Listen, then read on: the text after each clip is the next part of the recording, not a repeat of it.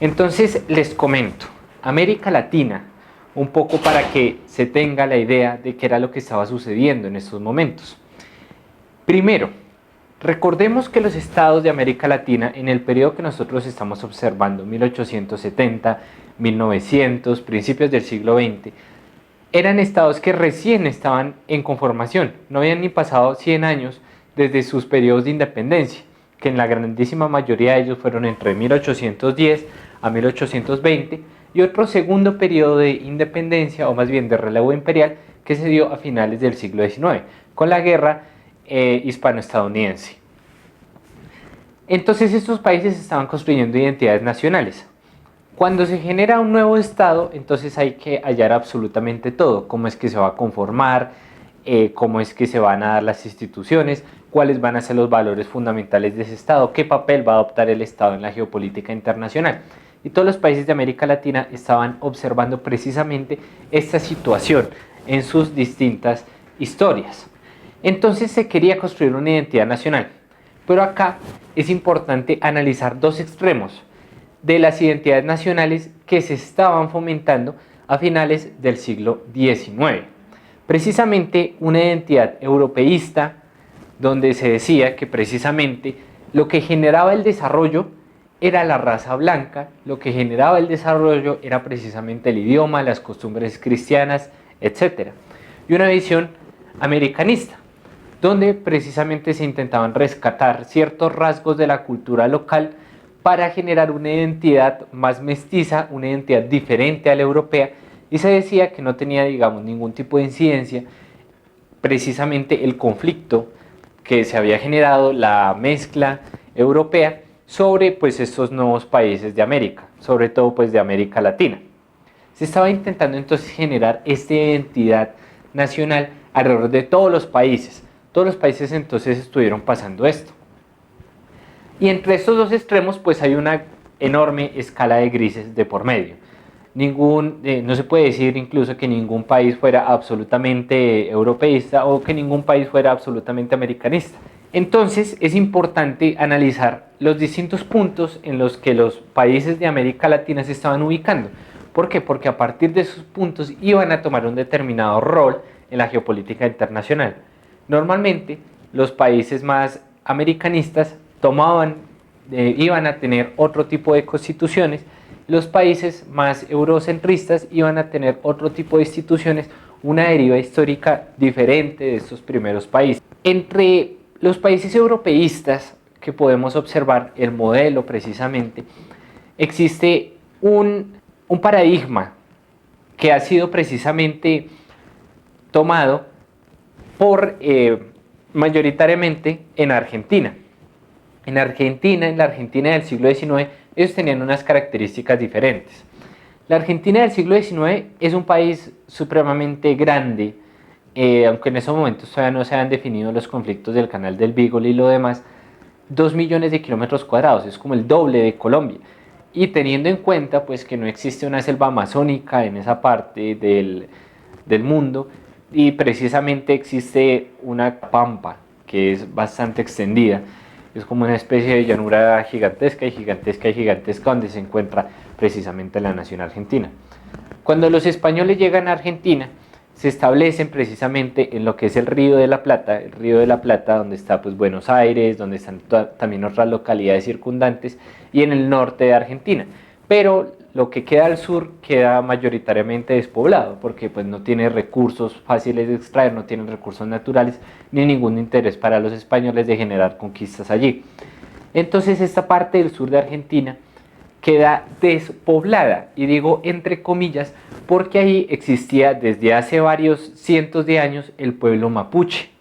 El pueblo mapuche, que es un pueblo indígena chileno-argentino, que estaba pues en la parte sur y que también pues comprendía algunas remanentes de la Patagonia Argentina, lo que queda más al sur. El pueblo mapuche, digamos, sobrevivió durante muchos años a la colonia española. De hecho existe un gran general que se llamaba Lautaro, donde precisamente ellos pudieron defender, digamos, como sus costumbres y lo demás, también teniendo en cuenta que los españoles no tenían intereses y hacer una invasión completa a estas partes del sur.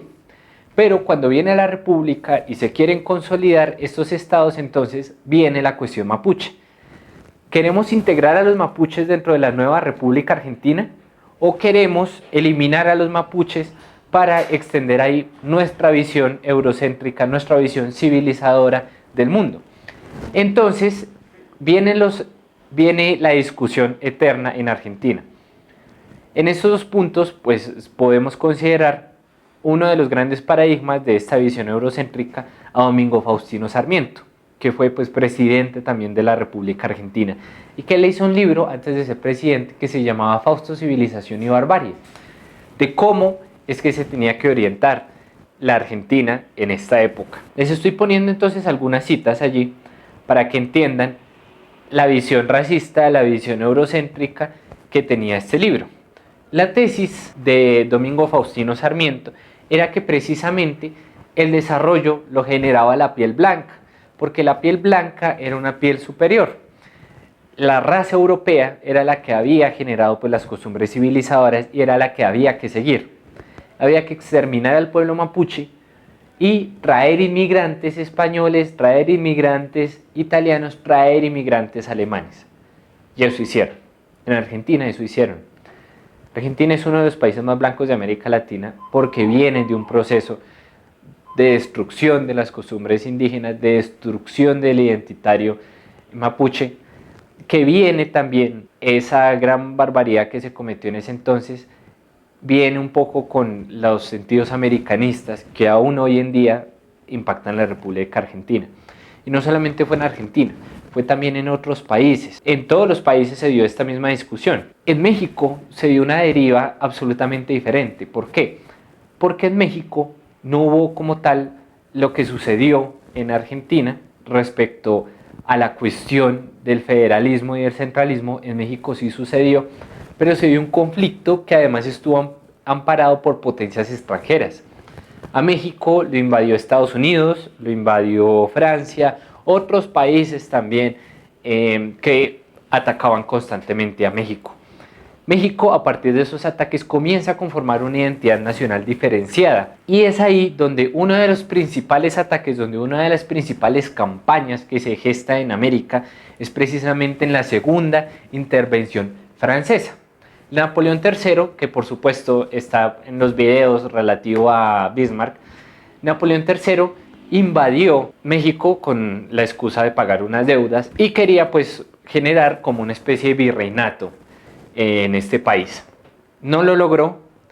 El líder indígena conservador Benito Juárez logró repeler el ataque francés a costa de muchas bajas y lo demás, pero generando un sentimiento identitario nacional que le iba a servir a México para no pararse en una esquina tan eurocéntrica y sí pararse más o menos en la mitad, teniendo entonces antecedentes indígenas y teniendo entonces una mayor concentración. Recordemos que en México sí existió un imperio, que fue pues el imperio azteca, al contrario de lo que sucedió en Argentina, donde pues no existía como tal un imperio indígena grande que les permitiera generar una identidad americanista de una manera similar. Igual sucede en Colombia incluso. En Colombia tenemos uno de los grandes libros de la gesta nacional, que es precisamente La María. En La María relata el cuento de un hacendatario bueno que se enamora de una señora muy enferma que se llama María, precisamente. El trato que se quiere dar en María, que es precisamente también un trato eurocéntrico, el blanco es el bueno, se tienen esclavos, se tienen haciendas, pero pues el Señor trata bien a sus esclavos. Es como una especie del indio bueno, la figura del buen indio, que permite entonces generar como una especie de mezcla. Recordemos entonces estos antecedentes racistas que existieron durante la colonia, que en ese momento ya se habían cuestionado. Es cierto que ya se habían cuestionado y habían sentimientos americanistas, pero no eran la cuestión general, no eran claramente como lo tenemos hoy en día. Entonces estos sentimientos americanistas vienen siendo diferentes, viene siendo un poco, cómo unificar la figura del indígena con el europeo, y es precisamente en un intermedio, que es la figura del buen indio. Es ese indio que, si bien es indio, ha aceptado las costumbres europeas, ha aceptado el cristianismo, ha aceptado la civilización, ha dejado de ser un niño, como habíamos hablado en el colonialismo, y ha pasado a ser un adulto joven, que aún tiene que aprender, pero que es uno de los instrumentos para conformar la república. Esta idea del buen indio también se extendió muchísimo durante las guerras de independencia, donde ha sido el buen indio el que precisamente ingresa a las filas de Bolívar, el buen indio o el buen negro o el buen mulato, como Pedro Pascasio Martínez, que precisamente venden a los españoles. El buen indio que se conforma y unifica con la masa europea, pero que deja a la masa europea gobernar. Y eso fue el común denominador durante estos años. Hablo un poco de literatura porque la literatura, igual que el arte, es lo que crea identidad cultural. En estos momentos, digamos, los memes son un gran generador de identidad cultural, pero en su momento fueron los libros, fueron el teatro, fueron diversas otras expresiones, las canciones también, que permitían precisamente generar un identitario. Las guerras civiles, claramente en toda América Latina hubo guerras civiles, para arriba, para abajo. En México son muy famosas las guerras civiles que hubo allá. En Colombia ya todos sabemos que hubo muchísimas guerras civiles, en Argentina hubo guerras civiles, pero también existió un conflicto que se dio en toda América Latina respecto a dos identitarios que estaban sucediendo en Europa, el liberalismo y el conservadurismo. En general, digamos, no me parece que sea muy nuevo para ustedes tener que explicar este tema, y es que precisamente son ideas de afuera que se traen donde generan conflictos internos sobre la identidad que debe tener la nación. Incluso hoy, la identidad, digamos, el capitalismo contra el comunismo o el socialismo y lo demás, que hoy se ve reflejado, digamos, en otras ideas derivadas, como lo es el uribismo, como lo es el santismo, que no es propiamente un término bien desarrollado en ciencia política, pero que permite ver las tensiones que había en las sociedades en estos momentos y que existen en todas las sociedades, pero que aquí son un conflicto que viene de sociedades de afuera. El comunismo no es una ideología pensada en América Latina, al igual que el capitalismo tampoco. Hubo ideas que sí fueron pensadas, que vienen en el siglo XX, que vienen también algunos antecedentes incluso de las revoluciones coloniales, pero los puntos centrales de las discusiones políticas se vienen dando precisamente con ideas de afuera. No es la idea central de aquí, sino que vienen siendo ideas de afuera que cada vez se van entremezclando cada vez más. Y el proceso de desarrollo económico, que me interesa también hablarles un poco de eso. América Latina se quería desarrollar. ¿Qué elementos diferenciadores hacían América Latina y lo que los presidentes en ese entonces pensaban que generaba subdesarrollo en América Latina? Primero, América Latina era un territorio, pues como ya lo habíamos dicho, con poca raza europea y lo demás, y el europeísmo generaba desarrollo. Segundo, era un territorio que en general tenía poca población. Después del genocidio indígena y después de las grandes enfermedades y después de todo lo que sucedió en América y después de la tragedia de los esclavos incluso, América siguió teniendo una densidad de población muy pobre, que no permitía explotar precisamente bien los recursos, y mucha de la masa era subutilizada en cuestiones que no eran propiamente centrales en la industria, como por ejemplo el mantenimiento de privilegios, el mantenimiento de ciertos servicios que consumían mano de obra, pero que no permitían, digamos, la extracción, por ejemplo, de materias primas o de bienes o servicios que se pudieran comerciar en general. Entonces, en este proceso de desarrollo económico viene lo que es la división internacional del trabajo. América Latina fue condenada a que no éramos una región sola, éramos Iberoamérica. Y como Iberoamérica, el monopolio que se tenía de la corona española era que todo lo que se producía aquí era con tal de exportarlo a España, exportarlo al país rico. En este momento pues existía una ley que impedía que se exportara a otras naciones, pero en general, digamos, esta era la idea. ¿Comerciar con Venezuela? No. ¿Comerciar con Panamá? Menos. ¿Comerciar con Perú? No llamaba mucho la atención.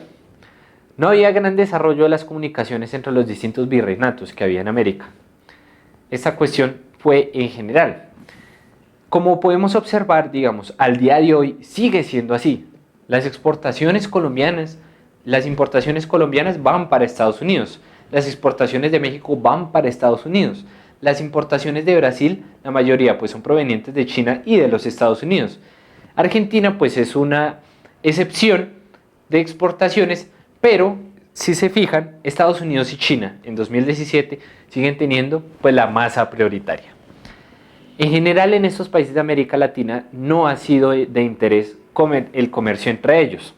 Las infraestructuras son para el comercio internacional relativo a Europa y América del Norte después, que iban a generar precisamente el gran flujo de comercio internacional.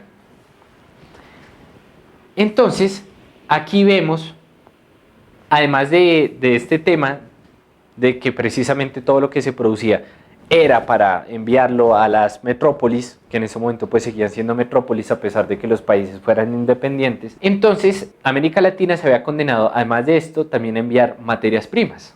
No existía pues un desarrollo industrial preeminente en ningún país de América. En Estados Unidos tampoco le existió, en América Latina tampoco le existió. Pero en esos momentos, digamos, el capitalismo no estaba tan desarrollado y no era tan viable, no era tan consciente, tan fácil de discernir la ruta que se debía seguir.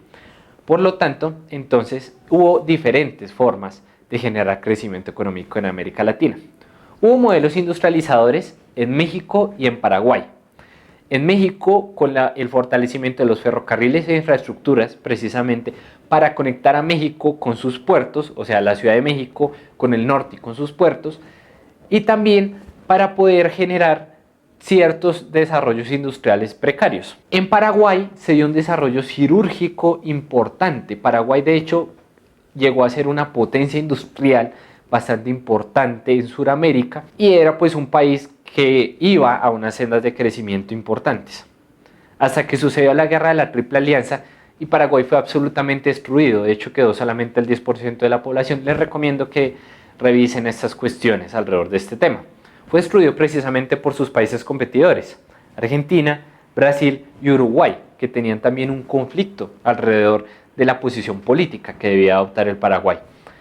El desarrollo de Paraguay se detuvo no solamente porque todas las industrias fueron destruidas, sino también porque su población fue absolutamente diezmada. Y Paraguay demoró muchos años en recuperarse de aquella guerra. Argentina comenzó a desarrollar un proyecto de extracción de materias primas, pero basado en la ganadería. Mucha de la crítica que se ve es que Argentina llegó a ser, gracias a este proceso de extracción de materias primas, uno de los países más ricos del mundo por PIB per cápita. De hecho, llegó a estar dentro de los primeros 10. Pero entonces se critica que Argentina no siguió por esa senda de desarrollo. Y era lógico, porque precisamente Argentina no se movió de la exportación de materias primas, porque las materias primas era lo que a ese momento les había dado la riqueza nacional. Argentina no se movió y vinieron después otras etapas como el peronismo que iban a modificar la economía argentina por una senda totalmente diferente. En Brasil también se dio un modelo extractivo de materias primas, pero en base de plantaciones de café durante el periodo del final del Segundo Imperio Brasileño y el principio de la República Federal. Y un proceso de industrialización colombiano, precario. Principalmente durante la hegemonía conservadora, durante el periodo de la Restauración y también durante el Quinquenio de Reyes.